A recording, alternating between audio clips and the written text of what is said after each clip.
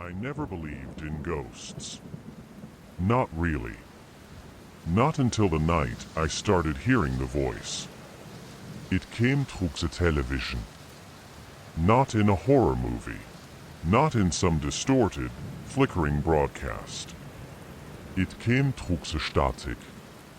And it knew my name. The first time I heard it. It started last week. I was home alone. The apartment was quiet, the kind of quiet that makes your ears ring. I had been watching some old sitcom reruns when the screen suddenly cut to static. Nothing unusual, just an old TV signal acting up. I reached for the remote to change the channel. And then I heard it. A whisper. Not garbled, not robotic. A human voice. But not just any voice. My own. It spoke one word. Ethan. My Name. The voice in the static. I turned off the TV immediately. The apartment felt different. Heavier. I told myself it was my imagination. Maybe I was just tired. Maybe the static had sounded like my name, but it wasn't.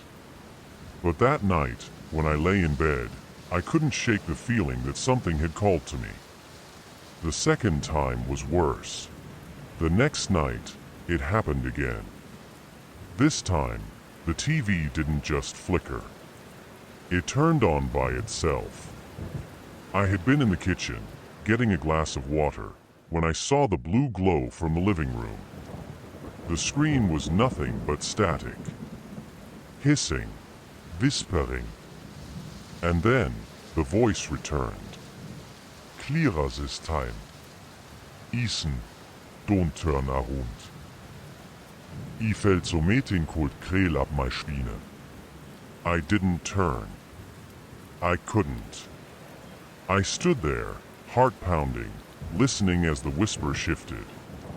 It was no longer my voice. It was deeper. Hallo, raspingbreed, so meting noodkviete human. And then, just as suddenly as it had started, the TV shut off. I should have left. I don't know why I stayed in that apartment after that. Maybe I told myself it was just faulty wiring. Maybe I didn't want to believe what was happening. But the third night, that was when I finally understood. This wasn't my imagination. And I wasn't alone.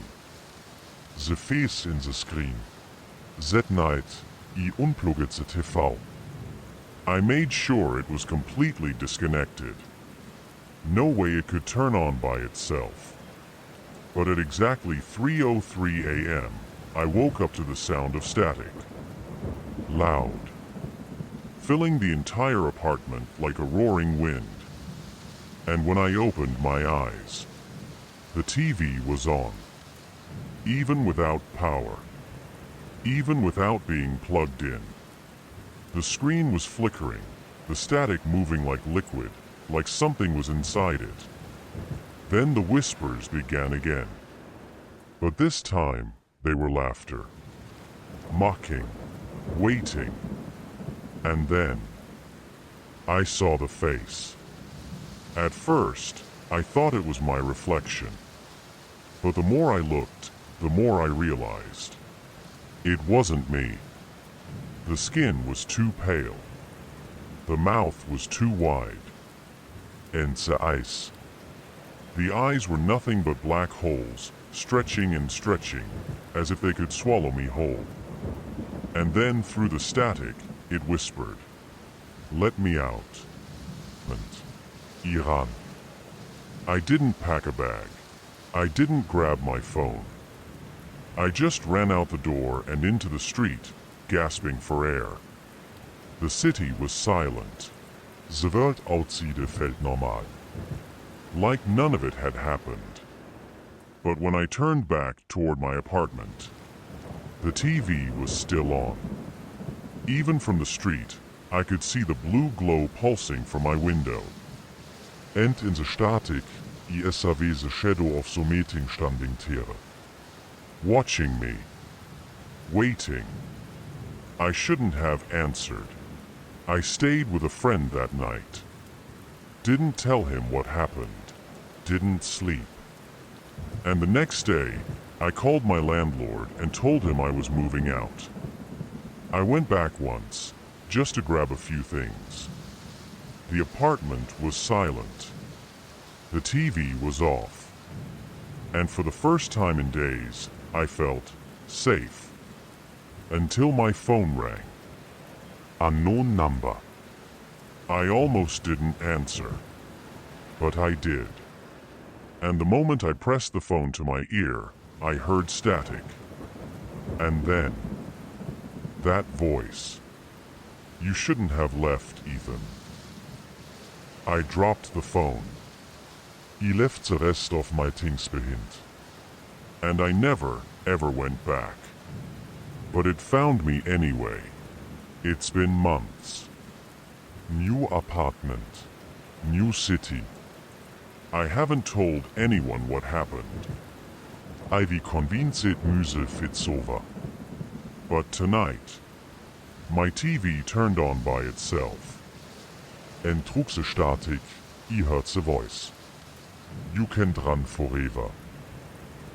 And the worst part? I wasn't even home when it happened.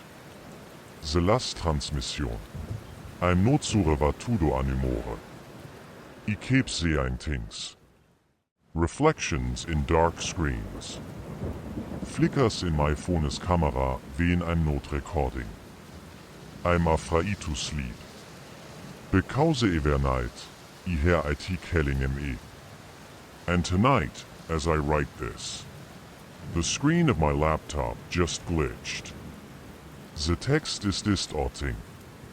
And now I see the meeting moving in the reflection behind me.